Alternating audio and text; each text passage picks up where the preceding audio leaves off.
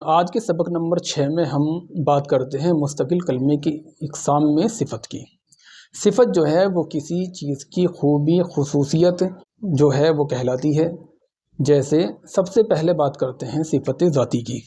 وہ صفت جو کسی اسم کی اندرونی یا بیرونی حالت یا کیفیت کو بتائے اسے صفت ذاتی بولتے ہیں۔ جیسے یہ کتاب ہلکی ہے، کتاب کی جو خصوصیت ہے، کتاب کی جو صفت ہے وہ ہلکی ہے۔ یہ کتاب رنگین ہے، اس جملے میں کتاب کی جو خصوصیت بتائی گئی ہے وہ رنگین ہے۔ یہاں ان دونوں جملوں میں ہلکی اور رنگین یہ صفت ذاتی ہے۔ صفت نسبتی وہ صفت جو کسی اسم سے ای معروف کے ذریعے منسوب کی جاتی ہے۔ جیسے کوئی باشندہ کسی جگہ کا رہنے والا ہے اور اس میں ای لگ جانے سے وہ صفت نسبتی ہو جاتا ہے۔ جیسے یہ لڑکا حیدرآبادی ہے، یہ ایرانی کھجور ہے۔ یہاں پر ای لگ جانے سے لڑکے کی صفت جو ہے وہ حیدرآباد سے جڑ گئی، اس لیے یہ صفت نسبتی کہلائے گا۔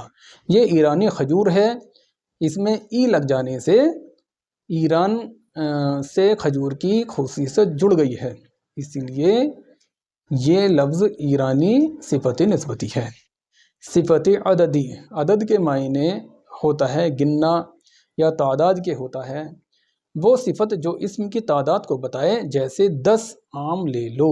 10 جو ہے ایک گنتی ہے، اس لیے اس جملے میں 10 صفت عددی ہے۔ 2 کتابیں لے جاؤ، 2 بھی ایک نمبر ہے۔ 2 سے ہمیں پتہ چلتا ہے کہ کتاب کی خصوصیت کیا ہے۔ یہاں پر 2 کتابوں کی بات کی گئی ہے، اس لیے 2 یہاں پر صفت عددی کہلائے گا۔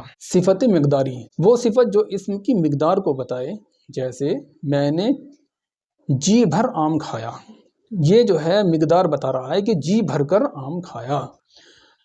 ٹوکری بھر اناج لاؤ، یہاں پر جی بھر اور ٹوکری بھر یہ مقدار کو بیان کر رہا ہے، اسی لیے ان جملوں میں یہ صفت مقداری ہیں۔